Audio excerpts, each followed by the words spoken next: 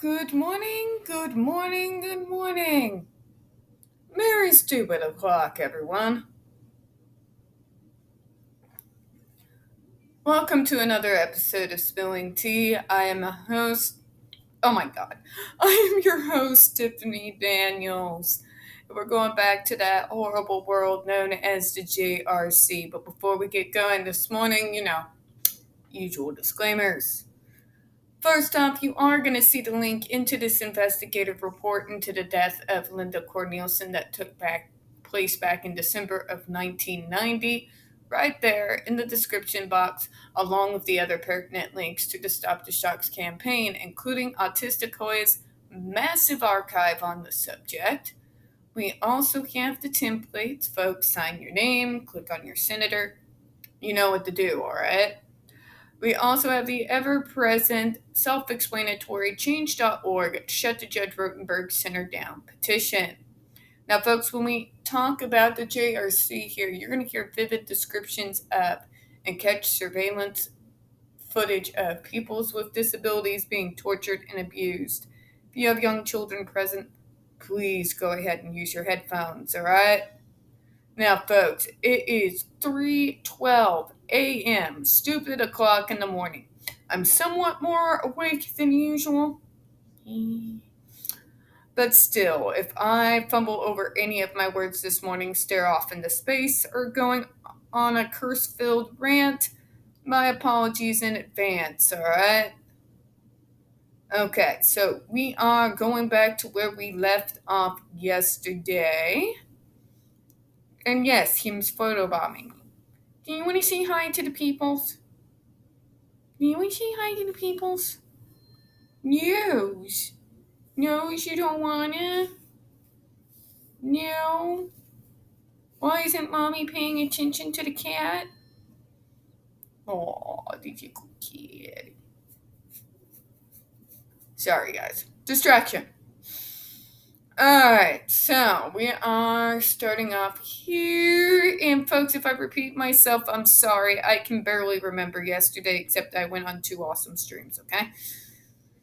Alright, so the permission packets also describes the following safeguards with respect to adversive procedures generally including. My god, is there an oxymoron out there more obvious? Safeguards for adversives. Okay, Karen. There's safeguards in punishing people for, existing, folks. Okay. A nurse inspects each student who receives daily restrictive procedures to ensure that any adverse effects are minimized and that good health is at all times maintained. Oh, is that a fact? Explain how 5 other people other than Miss Linda here has died then. I call bullshit. You don't give a damn about the health of those students. Only you want to make them look good for the camera so nobody comes after your ass. Bullshit. Major bullshit. A physician visits the program several times each month and is on call at all times. Oh, he comes by once a month. Well, then everything's hunky-dory. Really? Really? This is back in the late 80s, early 90s when you all were making people do freaking ammonia pellets, and you think a doctor coming by once a month is adequate. The hell is wrong with these people?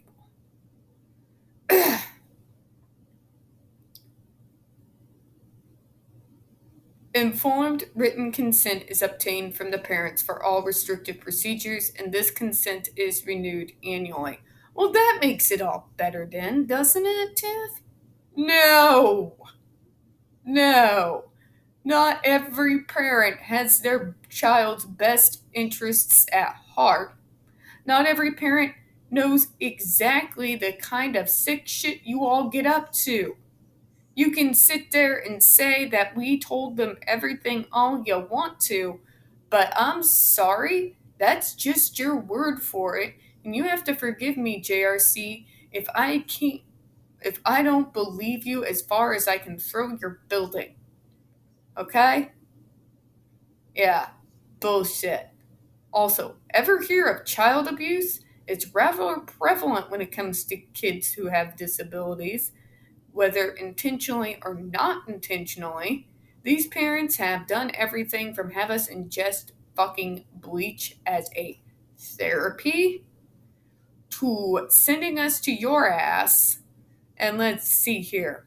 All kinds of weird health shit they shove down our throats in order to cure us. You have to forgive me if I don't always believe that they have the competence to be making those types of decisions.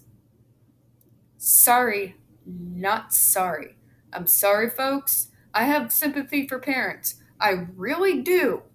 But I have seen a lot of shit from all my time as an advocate. Insane things that parents will put their kids through in the name of curing them. So you have to forgive my skepticism here. If getting their consent, in my opinion, is still not fucking good enough. Moving on. Page 88 states student weight. BRI's medical staff will establish a desired target weight for each student appropriate for his or her height, weight, age, and program. Will make its best efforts to keep the student's average weight at this level. Page 7 states we employ a wide variety of safeguards to ensure all procedures, both rewards and restrictive procedures, are carefully used by a well trained staff and that the human rights and dignity of the students are at all times respected. Some of these safeguards are listed. Bullshit! Oh, come on. You train your staff for 3 weeks. 3 weeks. The general medical freaking God, your general medical assistant out here in my state has to be through training for 6 months before they're even allowed to see a patient, and they have to be certified afterwards before they are allowed to act in an official capacity. And you're going to try and tell me, JRC, that 3 weeks is it good enough to say that they are well trained and are able to use good judgment? Bullshit. Bullshit. If you believe that, I have a river in Egypt I can sell you. Just saying. And as far as human rights, you all wouldn't know human rights and the dignity of your students if it hit you in the ass. What a joke. Page 8 states each form describes in some detail a single restrictive procedure, including how it is administered and, where relevant, the to be expected side effects. For the love of God, you mean the side effects of fucking torturing someone? The permission packet which parents or guardians sign for informed consent, including the one signed by Vi's mother, did not describe any potential side effects that may occur specific to the food program, medical, or nutritional safeguards were not provided. I want to know what parent in their fucking right mind would sign their kid up for their nutrition program. You know what I mean? What parent would be like, oh yes, you can start my kid. Where do I sign? Bullshit. Despite the permission packet and a December 8, 1989 order of Judge Rutenberg with regard to Vi requiring an examination by a qualified physician at least every 2 weeks, physician visits only occurred once a month. They need to happen a hell of a lot more often considering what they put those kids through.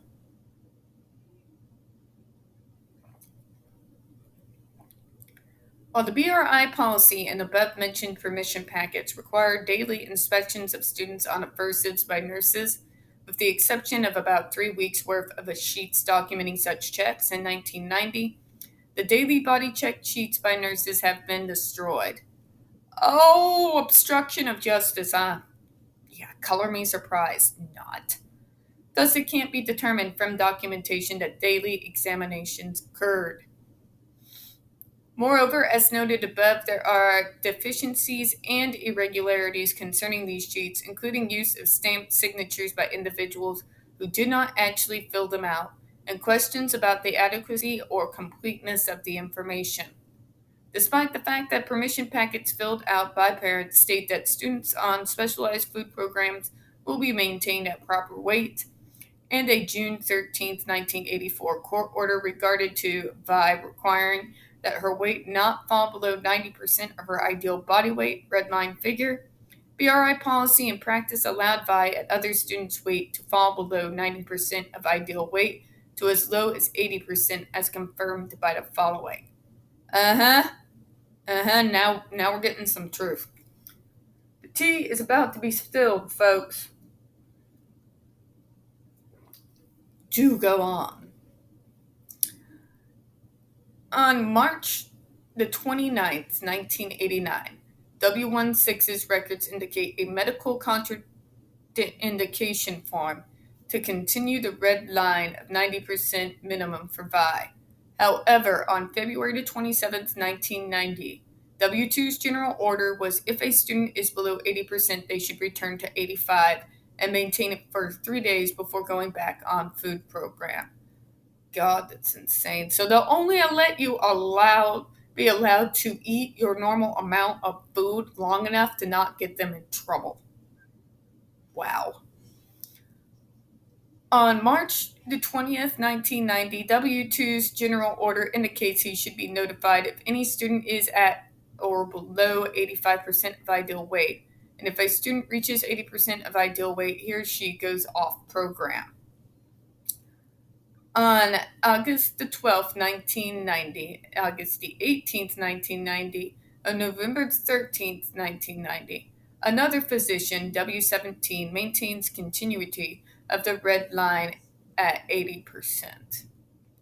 Additionally, it appears that the requirement of the 90% red line was not communicated to relevant staff. The nutritionist who was employed at BRI stated that she was not aware of the court order to be at 90%, and PCI stated that she thought the court-approved red line was for 80%. So, honey, why are you starving kids? God, what's wrong with these people? Caloric recording sheets were maintained for students on the food program in order to monitor the students' caloric intake of food. However, most of these recording sheets were not retained for Vi. BRI provided only 30 days of caloric recording sheets, November through December 1990. In addition, the sheets provided do not indicate how many calories were offered and how many were consumed. If a full allotment was not received, the reason is not indicated. For example, a check mark indicates all calories were recorded. If instead of a check mark the recording sheet depicts a half, it does not provide any information as to why the half was not received, e.g., she did not complete her computer tasks, she had a behavior and was being consequented, or she refused to portion.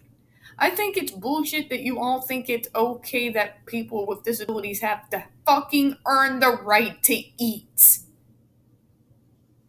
And that you will only allow them to get their proper caloric intake if they drop behind a certain level. You all are sick bastards.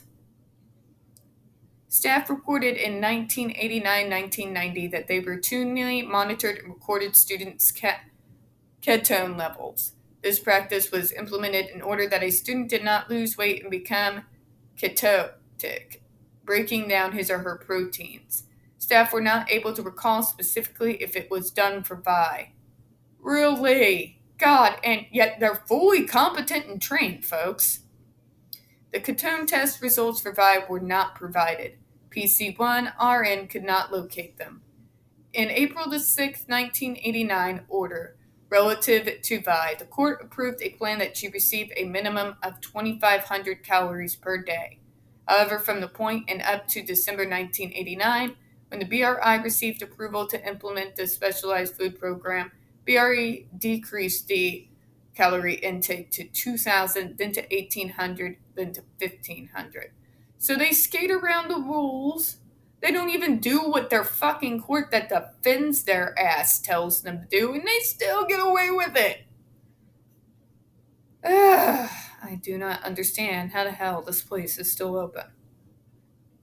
On December the 7th, 1989, BRI filed a motion to amend VI's treatment plan to include the use of specialized food program for a 90-day period, stating VI is presently refusing to evacuate the building independently during a fire drill. For the love of God, you ever hear of a reasonable accommodations, assholes? God. In this proposal, they represented that they had been providing 2,500 calories per day, when in fact they had only been providing as low as 1,500. So they lied their asses off. I gotcha. Who's surprised? In granting the motion for a 90-day period, the court said that VI shall be examined by a qualified physician at least every 2 weeks, and lab work shall be conducted as medically indicated. Documentation of the exams and the lab work shall appear in medical records. Emphasis added. On March 15, 1990, a motion for continued authority to use this special food program was granted. The specialized food program meant that 20% of VI's staple food calories, 300, must be dispensed between 7 a.m. and bedtime each day. If by bedtime the student has not yet eaten at least 300 calories, the balance will be dispensed non-contingently without condition. Her record further stated, if Vi's weight falls to 108 pounds or below, please notify her case manager. However, as aforementioned, physician's records, weight graphs, and statements indicate the red line was not maintained at 90%. Vi's weight fell below 108 pounds, and she was not seen by a physician every 2 weeks as the court ordered. Several notifications are made by W2 during the last 2 months of Vi's life concerning her diet and weight. These are reflected in the records and noted by the consultant Walsh in her report by her, followed by her comments. We'll get into those tomorrow. So let me get this straight.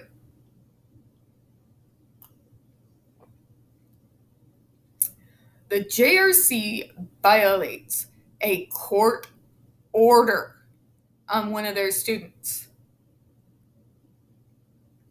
A literal court order.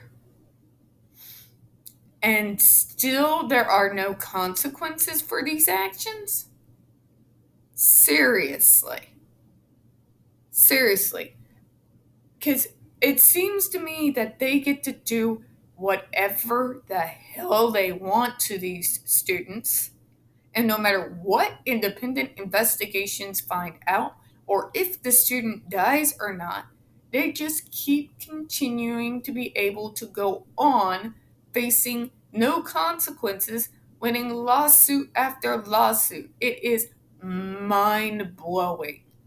The level of corruption, the level of greed, and the level of absolute inhuman cruelty that goes on with this place, that they continue to get away with, it blows one's mind. And this is why we've been fighting to get them shut down for so long, because they have been able to torture these kids, even violating but court orders. You know, the courts that they hold and rub in our faces, they violate even those court orders, and yet they get to continue to go on with no consequences. This is insane, folks. It is completely insane. And that's why I will never stop until they are closed and done. All right, folks. On that note, I'm going to go ahead and close out this morning. We don't get very many views on this channel, especially on this subject. The few that we do tend to get removed from time to time. So, folks, please don't forget to hit that like button. Hit subscribe. Don't forget to hit the comments and feed that algorithm. I do appreciate your time this morning. And as always, we here at Spilling Tea hope you have a good one. Bye-bye.